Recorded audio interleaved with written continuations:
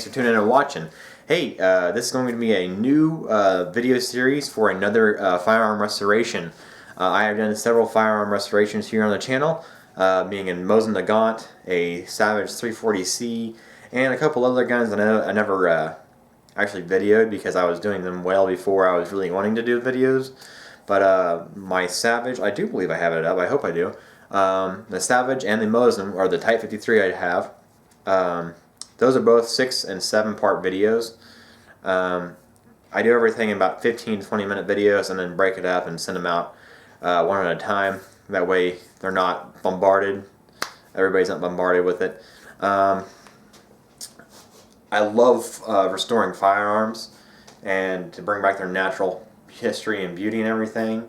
And the one I have here is one that I kind of on a win-lose thought on what I want to do. Do I want to do it or do I not want to do it because of the history? But then again, it's like it's not that important not to do it, but it's not that important to not, to go ahead and do it. Basically, what I have here is an H&R, so a Harrington and Richardson model 1900 single shot 12 gauge shotgun.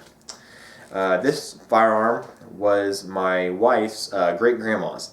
And this gun, she was or I don't know if it was her or her husband, was the original owner of this gun. So it sat in the corner of her house for the period that my wife was around, that her grandma was alive, her great-grandma at that. For that period of time, it never moved. It never moved in 15 years or however long, and it never moved when actually my mother-in-law was around doing so. So it probably sat there for 25 years in the corner, and it sat there with a rag in the top, and the rag, just like when I pulled it out like a month ago, just disintegrated. So we actually had a major flood come through in 2007, and this shotgun was a victim of the flood. It has a 30-inch barrel. I think it's 30 inches anyways, but it was up to water until about halfway up the barrel, and so all of this, from my hand down, was sat in water for about 4 to 5 days, and we didn't get to about 10 days after the beginning of the flood. We had to go in and move her out and get all her stuff out, find a cat that was in the house, and all kinds of goodness. But anyways, this gun has a lot of history, other than sitting in the corner. Other than that, the history is just the fact that it's grandma's gun and it never really got shot, but it was beat up so bad. For not moving, it's horribly beat up, and it's got a major crack here, which somebody in the time repaired.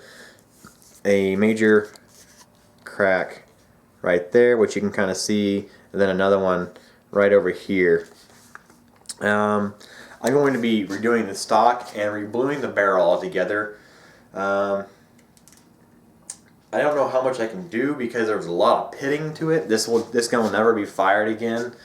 I have shot some wads through. I just took, cut the shell open and took the shot out and then shot the wad, and it works just fine. The internals work. The only bad thing is that the internals themselves, I don't know if you can see that video, that's not very good at all. There you go. This is all, like I said, it sat in water, and it was never cleaned up directly after that, and so the rust just came through. Inside here, in the bottom here, is just nasty rust. So inside of this receiver here is just nasty rust. And so I'm going to be cleaning it up as much as I can, removing all the bluing and all the rust as much as possible, and like I said, rebluing it, refinishing the stock, and mounting it on the wall somewhere. This is the funny thing, is that over time the buttstock either, it never had a pad to begin with, which I think it did, I'm pretty sure it did, because there's marks, or somebody just wanted to be creative and make their own little plexiglass butt pad. They didn't even meet it up. Never met it up there. It has a piece of crap, 1/16 of an inch piece of white plastic to give it that little white background there to cover it all up. But other than that, there's a lot of internal scratches there, really deep scratches. I will be filling that all in. The fore end, as you can see, I don't know if you can see that there. Hopefully, let me turn the camera just a little bit and then get some light. Right there, there's been some wood repair. It must have cracked or something, chipped out. It does not look very good, so maybe I can meet that up just a little bit. And the big thing here is that between the barrel and the receiver, if you can see just that little bit of gap there, which should not be there, that's number one that makes me not want to shoot this gun with a full load in it, is because of that play it has. So just have to stick with me through the series and learn as I go, because I am not a professional gunsmith. I just like to find cheap old guns and spend a little time and make a hobby out of it and put them back to either working condition or quality eye porn, gun porn right here. You know, put this on the wall, say that's grandma's old deer hunting gun, which is not, but or whatever it is, and have a good time with it. Look at that. Oh hell, this barrel is so long and just flings around everything. The metal, this doesn't even meet up here anymore, so I don't know if it's just that bad or somebody's, you know, I bet happened is that somebody went and refinished this gun and then never met them up right. But there's rust all in there. That's going to be a tricky one, trying to get the firing pin out and all that the trigger assembly and everything.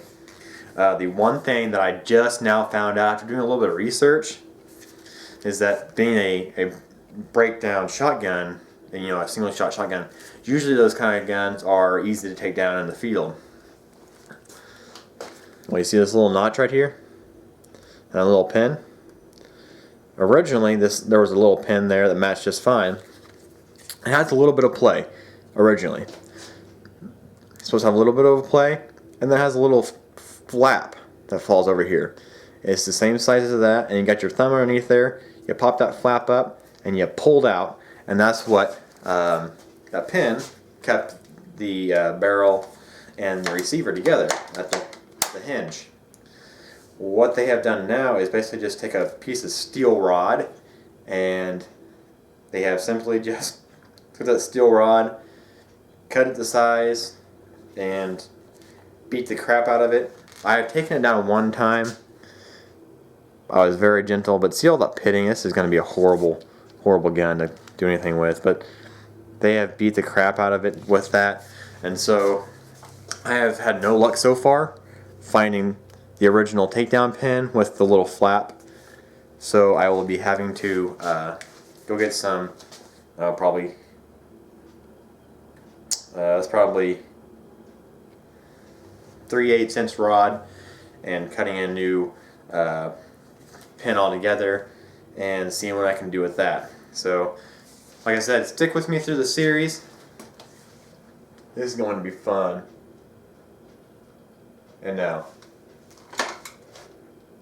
the gun is unloaded. I'm not shooting this gun with a full load. See you later.